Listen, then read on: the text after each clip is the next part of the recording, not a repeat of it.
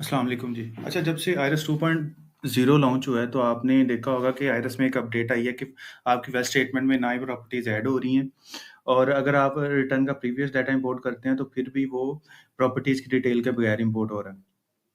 तो अब प्रॉपर्टीज़ किस तरह ऐड की जाएँ? तो इसका डायरेक्टली इम्पैक्ट जा रहा है tax on deemed income under section 7E। तो प्रॉपर्टीज़ ऐड करने के लिए आपको जाना पड़ेगा, कोई भी आपके रिटर्न का फॉर्म है, चाहे वो सैलरी रिटर्न है, नॉर्मल रिटर्न है, तो उसके लिए आपने जाना है टैक्स चार्जेबल स्लैश पेमेंट्स और फर्दर आप जाएँगे capital assets under section 7E। इधर आके आप प्रॉपर्टीज़ ऐड करेंगे तो आपकी वो वेल्थ स्टेटमेंट में शो होना शुरू हो जाएँगी। तो सबसे पहले हम देख लेते हैं कि 7E का पर्पज़ क्या था?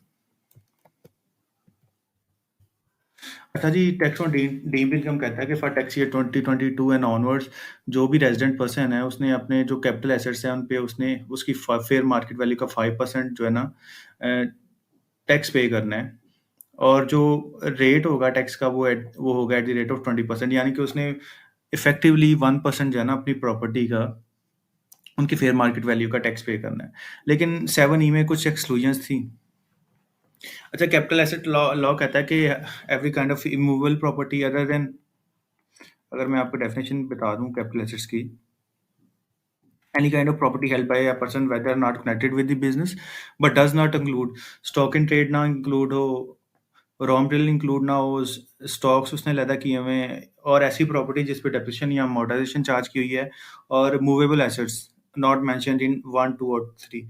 तो जो इमूवेबल एसेट्स हैं, नॉर्मली इस पे इमूवेबल एसेट्स आ जाएंगे और इमूवेबल में आपको पता है कि आपकी प्रॉपर्टी आ रही है, तो ये 7E चार्ज होगा प्रॉपर्टी पे। अच्छा, 7E में कुछ एक्सक्लूजन हैं, यानी कि इन पे 7E नहीं लगेगा। One capital asset owned by the person, अगर आप एक घर ओन कर रहे हैं तो आप 7E के एम्बिट से एक्सक्लूड कर जाएंगे।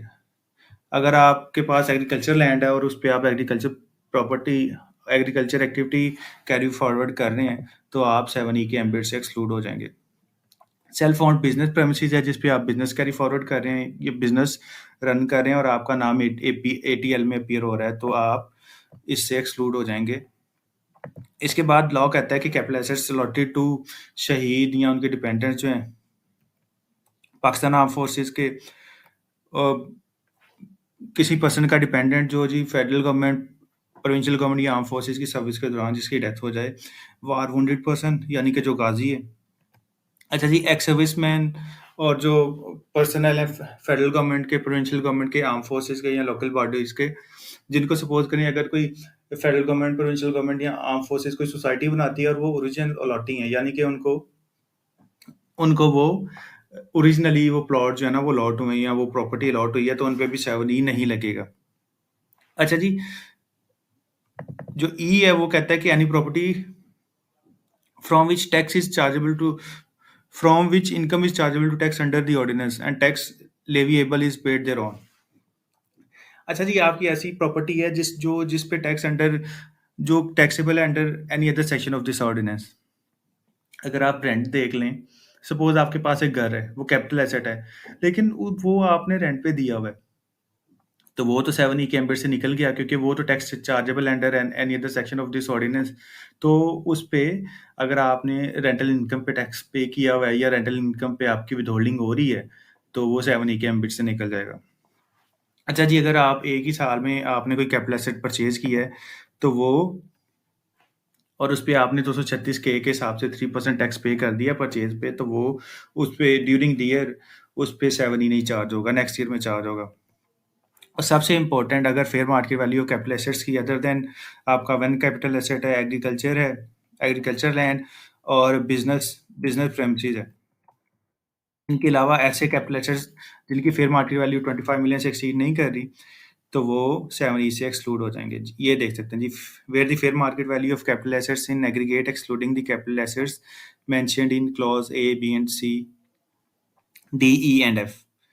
डी में ये एक्स सर्विसमैन है, ई में जनाब ये रेंटल इनकम, प्रॉपर्टी परचेज।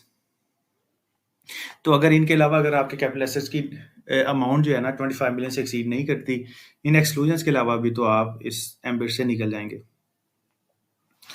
और इसके बाद ये capital assets owned by the federal government है, प्रोविंशियल गवर्नमेंट है, और अगर आप आई देखें तो capital assets owned by the local authorities है, गवर्नमेंट है, builders, developers provided that they are registered under DNFBP, designated non finance business and professions. ये डीएनएफबीपी का आप सर्टिफिकेट भी एफबीआर से ले सकते हैं, मतलब कि आप आईआरएस के थ्रू ही रजिस्टर्ड हो सकते हैं। इसके लिए आपको पुलिस करेक्टर सर्टिफिकेट चाहिए होता है और डीएनएफबीपी का आपने फॉर्म फिल करना है। तो चलें अब हम चलते हैं रिटर्न पे।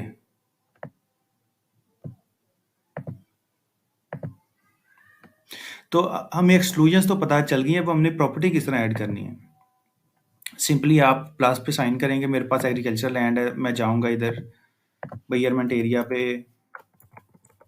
जो भी मेजरमेंट एरिया कैनाल है, मरला है, स्क्वायर फीट है, जो भी आप स्क्वायर यार्ड है, जो भी आप लिखना चाहें।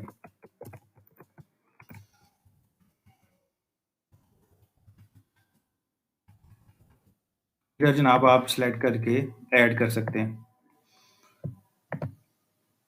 यस एग्जेम्प्टेड है, इधर आप रीज़न लिखेंगे एग्जम्पशन की। ये जी एग्रीकल्चर लैंड है, इट्स नॉट कंस्ट्रक्टेड, ओके करके मैं सबमिट कर दूंगा और इधर मैं वैल्यू और फेयर मार्केट वैल्यू लिख दूंगा।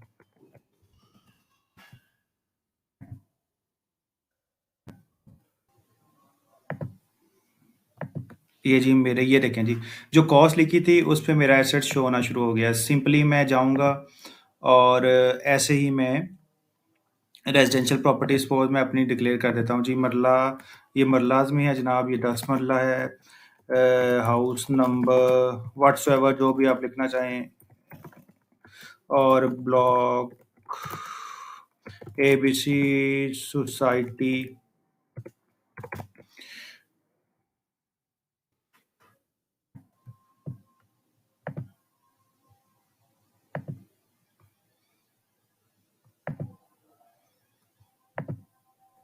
तो मैं इधर उसको ऐड कर रहा था रेजिडेंशियल में।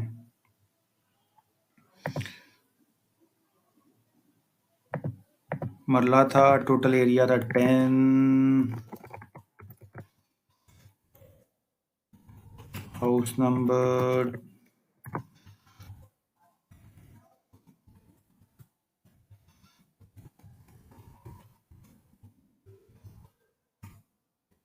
और इधर ये सिटी वगैरह आ जाएगी जी। एग्जम्प्टेड है, क्यों एग्जम्प्टेड है जी? One capital asset owned by the person, yes it's constructed, constructed area पूछेगा वो जी, मैं कहता हूँ 10 मरला से 8 मरला कंस्ट्रक्टेड है, ओके करूँगा और इधर मैं घर की वैल्यू ऐड कर दूंगा और फिर मार्केट वैल्यू इधर ऐड कर दूंगा और इस तरह ये जो है ना ये ऐड हो जाएगा।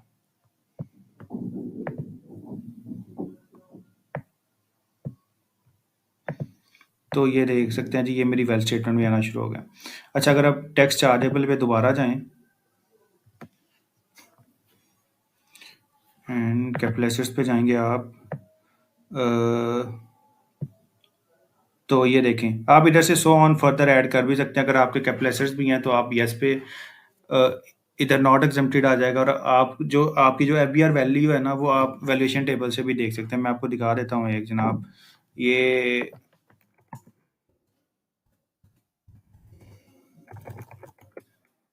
भी लिख के मैं आपको दिखा देता हूँ। सपोज मैं लाहौर कर लेता हूँ, it's not exempted, constructed, covered area मैं जी कर देता हूँ। तो ये एफबीआर वैल्यूएशन टेबल है। तो इधर से जाके भी आप जो है ना, अगर आपको फेयर मार्केट वैल्यू नहीं है तो 29 सिटीज़ हैं, लाहौर, फैसलाबाद, इस्लामाबाद, इस तरह के मेजर, कराची, मेजर सिटीज़ जो 29 सिटीज़ हैं उनकी फेयर मार्केट वैल्यू भी दी हुई है एरिया वाइज, तो वो भी आप देख सकते हैं। थैंक यू सो मच जी, अल्लाह हाफिज़।